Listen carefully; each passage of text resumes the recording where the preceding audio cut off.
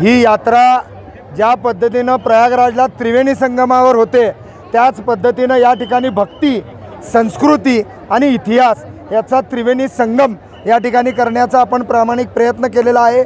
या ठिकाणी असलेल्या तिन्ही घाटावर आपण अत्यंत धार्मिक, सांस्कृतिक आणि ऐतिहासिक सजावट या ठिकाणी केलेली आहे।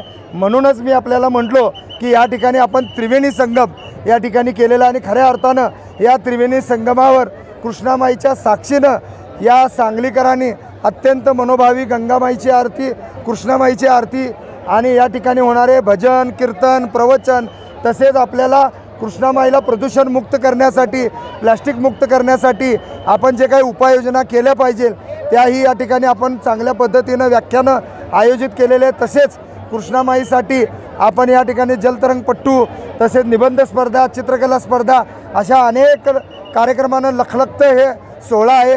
ही सांगलीकरांची यात्रा आहे जी गेले कित्येक दिवस बंद होती, परंतु सांगलीकरांनी पुन्हा मोठ्या दिमागानं, मोठ्या आनंदानं याचं स्वागत करीत याची सुरुवात केलेली आहे आणि अत्यंत मनोभावी प्रसन्न वातावरण या ठिकाणी निर्माण झालेलं आहे। अनेक शासकीय, राजकीय, सामाजिक, कला, क्रीडा या सर्व क्षेत्रातील धार्मिक साधू संतांनी या ठिकाणी आपली हजेरी लावलेली आहे।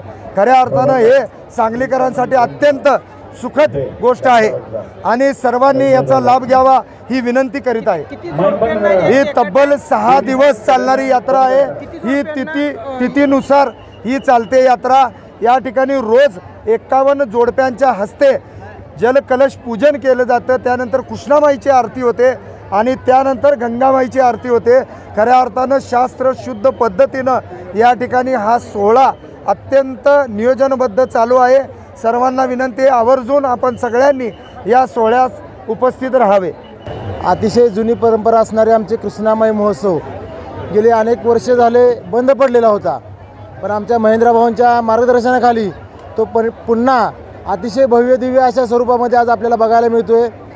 खरोखर ही सांगलीची आमची संस्कृती असं सांगलीचं वैभव म्हणावं लागेल, कारण अशा एवढ्या मोठ्या प्रमाणात कृष्णामाईची आज पूजा करून कृष्णा महोत्सव आज आपण साजरा करतो आहे। खरं तर आम्हाला एक अभिमानाची गोष्ट म्हणजे आज अनेक वर्षापूर्वीपासून बंद पडलेला हा उपक्रम एका आमच्या शिवसैनिकाने चालू केला। खरोखर ही सांगलीची संस्कृती पुन्हा एकदा सांगलीकरांनाच बघण्याची संधी जी आमच्या शिवसैनिक महेंद्रभाऊंनी उपलब्ध करून दिलेली आहे, खरोखर संपूर्ण सांगलीवासियांच्या वतीने त्यांचे शतशः आभार मानले पाहिजेत। आणि आज खरोखर अतिशय उत्साहामध्ये हा कृष्णामाई महोत्सव पार पडलेला आहे। येणाऱ्या काळामध्ये ह्याची अनेक वर्ष उत्तरोत्तर हा महोत्सव अगदी मोठ्या प्रमाणात वाढत जाईल आणि सांगलीच्या वैभवात भर पडेल अशा अपेक्षा व्यक्त करतो। 1-2 मिनिटं